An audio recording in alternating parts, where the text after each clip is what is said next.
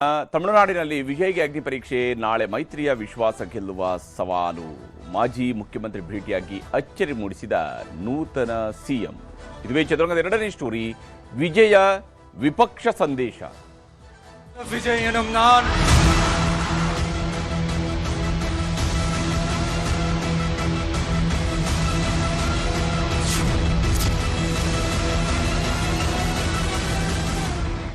ಇಲ್ಲಿ ತಮಿಳುನಾಡಿನಲ್ಲಿ ಆಡಳಿತ ಮತ್ತು ಪ್ರತಿಪಕ್ಷದ ನಡುವೆ, ಅಂದರೆ ಆಡಳಿತ ಮತ್ತು ಪ್ರತಿಪಕ್ಷ ಅನ್ನೋದಕ್ಕಿಂತ ಹೆಚ್ಚಾಗಿ ಡಿಎಂಕೆ ಮತ್ತು ಅಣ್ಣಾ ಡಿಎಂಕೆ ನಡುವೆ ಸುಮಾರು 50 ವರ್ಷಗಳ ರಾಜಕಾರಣದಲ್ಲಿ ಹಾವು ಮುಂಗುಸಿಯ ರೀತಿಯಲ್ಲಿ, ಎಣ್ಣೆ ಸೀಗೆಕಾಯಿಯ ರೀತಿಯಲ್ಲಿನೇ ಹೆಚ್ಚು ಕಾಲವನ್ನು ಜನ ನೋಡಿದ್ದಾರೆ. ಅದು ಕರುಣಾನಿಧಿ ಜಯಲಲಿತಾ ಅವರ ಪೀರಿಯಡ್ನಲ್ಲಂತೂ ತಾರಕಕ್ಕೆ ಏರಿತ್ತು. ಯಾಕೆಂದರೆ ಒಬ್ಬರ ಮುಖವನ್ನು ಇನ್ನೊಬ್ಬರು ನೋಡೋಕ್ಕಾಗೋದಿಲ್ಲ, ಒಬ್ಬರ ಮೇಲೆ ಇನ್ನೊಬ್ಬರು ಶಪಥ, ಒಬ್ಬರನ್ನು ಜೈಲು ಕಳಿಸ್ತಿದ್ರಲ್ಲಿ ಇನ್ನೊಬ್ಬರು ಶಪಥ ಮಾಡುವಂಥದ್ದು, ಇವೆಲ್ಲ ನಡೆದಂತಹ ರಾಜ್ಯದಲ್ಲಿ ಈಗ ಮುಖ್ಯಮಂತ್ರಿ ಪ್ರತಿಪಕ್ಷದವರ ಮನೆಗೆ ಹೋಗ್ತಾರೆ, ಅವ್ರಿಗೆ ಸನ್ಮಾನ ಮಾಡ್ತಾರೆ, ಅವ್ರಿಗೆ ಗೌರವಿಸ್ತಾರೆ ಅಂತ ಹೇಳಿದ್ರೆ ಇದು ತಮಿಳುನಾಡಿನ ರಾಜಕೀಯದ ಮಟ್ಟಿಗೆ ಬಹಳ ವಿಶೇಷವಾದಂತಹ ಪ್ರಕ್ರಿಯೆ. ವಿಜಯ್ ಅವರು ಮುಖ್ಯಮಂತ್ರಿ ಆದ್ದರಿಂದ ತಮಿಳುನಾಡು ಸಿಎಂ ಆಗಿ ವಿಜಯ್ ಅವರಿಗೆ ಈಗ ವಿಶ್ವಾಸದ ಪರೀಕ್ಷೆ ಇದೆ. ಸಿಎಂ ಆಗಿ ಅವರು ವಿಶ್ವಾಸ ಮತ ಗೆಲ್ಲಬೇಕಾದ ಅಗ್ನಿ ಪರೀಕ್ಷೆ ಇದೆ. ನಾಳೆ ವಿಧಾನಸಭೆಯಲ್ಲಿ ಸಿಎಂ ವಿಜಯ್ ಅವರು ವಿಶ್ವಾಸ ಮತ ಯಾಚನೆಯನ್ನ ಮಾಡ್ತಾರೆ. ಇದರ ಬೆನ್ನಲ್ಲೇ ಮಾಜಿ ಮುಖ್ಯಮಂತ್ರಿ MK ಸ್ಟಾಲಿನ್ ಅವರ ಮನೆಗೆ, ಅಂದ್ರೆ ಪ್ರಧಾನ ಪ್ರತಿಪಕ್ಷದ ನಾಯಕರ ಮನೆಗೆ ಹೋಗಿದ್ದಾರೆ. ಇಲ್ಲಿ ಸ್ಟಾಲಿನ್ ಅವರು ವಿಧಾನಸಭೆಗೆ ಆಯ್ಕೆ ಆಗಿಲ್ಲ, ಅವರು ಸೋತಿದ್ದಾರೆ. ಕೊಳತೂರಿನಲ್ಲಿ ಅವರನ್ನು ಕೂಡ ಸೋಲಿಸಿದ್ದಾರೆ. TVK ಅಭ್ಯರ್ಥಿನೇ ಮಾಜಿ ಮುಖ್ಯಮಂತ್ರಿ ಸ್ಟಾಲಿನ್ ಅವರನ್ನ ಸೋಲಿಸಿದ್ದಾರೆ. ಅವ್ರನ್ನ ಮಾಜಿ ಮಾಡಿರುವಂಥದ್ದೇ TVK ಅವರ ಅಭ್ಯರ್ಥಿಗಳು. ಹೀಗಾಗಿ ಈಗ ಆ ಮಾಜಿ ಮುಖ್ಯಮಂತ್ರಿಯ ಮನೆಗೆ ಹೋಗಿ ಒಂದು ಸೌಹಾರ್ದಯುತವಾದಂತಹ ಭೇಟಿಯನ್ನು ಮಾಡಿದ್ದಾರೆ.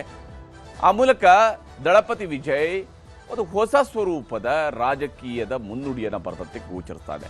ಅದನ್ನೇ ಹೇಳಿದ್ದು, ತಮಿಳುನಾಡಿನಲ್ಲಿ ಎಣ್ಣೆ ಸೀಗೆಕಾಯಿ ರೀತಿಯಲ್ಲಿದ್ದಂತಹ ಪಕ್ಷಗಳ ನಡುವೆ ಈಗ ವಿಜಯ್ ಅವರು ಮೂರನೇ ಶಕ್ತಿಯಾಗಿ ಬಂದು ಅವರು ಈಗ ಮುಖ್ಯಮಂತ್ರಿ ಆಗಿರೋದ್ರಿಂದಾಗಿ ಅಲ್ಲಿ ಎಲ್ಲ ರಾಜಕೀಯ ಪರಿಸ್ಥಿತಿಯನ್ನು ವಿಭಿನ್ನವಾಗಿ ನೋಡಬಹುದಾಗಿರುವಂತಹ, ಯಾಕಂದರೆ ಚುನಾವಣಾ ಪ್ರಚಾರದ ಸಮಯದಲ್ಲಿ ಅವರು ಅತಿ ಹೆಚ್ಚು ಟೀಕೆ ಮಾಡಿದ್ದು ಕೂಡ DMKನ. ಹಾಗಿದ್ದರೂ DMKಯ ನಾಯಕರ ಮನೆಗೆ ಹೋಗಿದ್ದಾರೆ. ನಾಳೆ ಬಹುಮತದ ಅಗ್ನಿ ಪರೀಕ್ಷೆ ಇದ್ದೇ ಇದೆ. ಬಹುಮತದ ಅಗ್ನಿ ಪರೀಕ್ಷೆಯನ್ನು ಎದುರಿಸಬೇಕಾಗತ್ತೆ. ಕೋಟ್ ಹಾಕೊಂಡು ಓಡಾಡ್ತಾ ಇದ್ದಾರೆ. ಆ ಮೂಲಕ ಮುಖ್ಯಮಂತ್ರಿ ಈಗ ಕೋರ್ಟಿನ ಮುಖ್ಯಮಂತ್ರಿ ಆಗಿದ್ದಾರೆ. ಅಲ್ಲಿ ಮೇ 13ರ ಒಳಗೆ ಬಹುಮತವನ್ನು ಸಾಬೀತುಪಡಿಸೋದಕ್ಕೆ ಗವರ್ನರ್ ಅವರು ಸೂಚನೆಯನ್ನ ಕೊಟ್ಟಿದ್ದಾರೆ. ಹೀಗಾಗಿ ಇಂದಿನಿಂದಲೇ ವಿಶೇಷ ಅಧಿವೇಶನವನ್ನ ಆರಂಭಿಸಲಾಗಿದೆ. ಎಲ್ಲ ಶಾಸಕರಿಗೆ ಪ್ರಮಾಣ ವಚನವನ್ನು ಬೋಧಿಸಲಾಗ್ತಾ ಇದೆ. ಸದನದಲ್ಲಿ 120 ಶಾಸಕರ ಬೆಂಬಲವನ್ನ ಸಾಬೀತುಪಡಿಸುವಂಥದ್ದು ಈಗ ವಿಜಯ್ ಅವರ ಮುಂದಿರುವಂತಹ ಅತಿ ದೊಡ್ಡ ಸವಾಲು. 120 ಅಲ್ಲದಿದ್ರೂ ಕನಿಷ್ಠ 117 ಶಾಸಕರ ಬಹುಮತವಾದರೂ ಅವರಿಗೆ ಇರಲೇಬೇಕಾಗತ್ತೆ ಈ ಒಂದು ಅಗ್ನಿ ಪರೀಕ್ಷೆಯನ್ನು ಪಾಸ್ ಆಗೋದಕ್ಕೆ. ಮತ್ತೆ ಗೊಂದಲವನ್ನು ಸೃಷ್ಟಿ ಮಾಡುತ್ತಾ VCK ಹಾಗೂ IUML ಅನ್ನುವಂತಹ ಆತಂಕ ಇದ್ದೇ ಇದೆ. ಯಾಕಂದರೆ VCK ಮತ್ತು IUML ಕಡೆ ಕ್ಷಣದವರೆಗೂ ಕೂಡ ಒಂದಲ್ಲ ಒಂದು ರೀತಿಯಲ್ಲಿ ತನ್ನ ನಿಲುವುಗಳಲ್ಲಿ ಬದಲಾವಣೆಯನ್ನು ಮಾಡ್ತಾ ಇತ್ತು. ವಿಜಯ್ ಅವರಿಗೆ ಈಗ ಫ್ಲೋರ್ ಟೆಸ್ಟ್ ಗೆದ್ದರೆ 6 ತಿಂಗಳು ಅವರ ಸರ್ಕಾರವೂ ಕೂಡ ಸೇಫ್ ಆಗಿರುತ್ತೆ. ಆ ಮೂಲಕ ಒಂದು ಹೊಸ ಸ್ವರೂಪದ ಆಡಳಿತವನ್ನು ಪರಿಚಯಿಸುವಂತಹ ಪ್ರಯತ್ನವನ್ನು ಮಾಡಬಹುದು. ಮತ್ತೊಂದೆಡೆ ನಾಳೆಯ ಸ್ಪೀಕರ್ ಸ್ಥಾನಕ್ಕೂ ಕೂಡ ಎಲೆಕ್ಷನ್ ನಡೆಯುವಂತಹ ಸಾಧ್ಯತೆ ಇದ್ದೇ ಇದೆ. ಹೀಗಾಗಿ ಸ್ಪೀಕರ್ ಸ್ಥಾನಕ್ಕೆ ಅಭ್ಯರ್ಥಿಯನ್ನು ಕಣಕ್ಕಿಳಿಸೋದಕ್ಕೆ DMK ಕೂಡ ತಯಾರಿಯನ್ನು ಮಾಡಿಕೊಂಡಿದೆ. ಸಾಮಾನ್ಯವಾಗಿ ಸ್ಪೀಕರ್ ಚುನಾವಣೆಯ ಮೂಲಕವಾಗಿಯೇ ವಿಶ್ವಾಸ ಮತದ ಯಾಚನೆಗೆ ಪೂರ್ವದಲ್ಲಿನೇ ಸ್ಪೀಕರ್ ಆಯ್ಕೆಯಲ್ಲೇ ಎಲ್ಲವೂ ಕೂಡ ಸ್ಪಷ್ಟವಾಗಿ ಗೋಚರ ಆಗುತ್ತೆ. DMK ಅಭ್ಯರ್ಥಿ ಸ್ಪರ್ಧೆ ಮಾಡಿದರೆ ಮಿತ್ರ ಪಕ್ಷಗಳ ನಡೆಯೂ ಕೂಡ ಕುತೂಹಲವನ್ನು ಕೆರಳಿಸಿದೆ. ಯಾಕೆಂದರೆ CPI, CPM, IUML, VCK ಇವರೆಲ್ಲರೂ ಕೂಡ DMK ಜೊತೆಗಾರರು.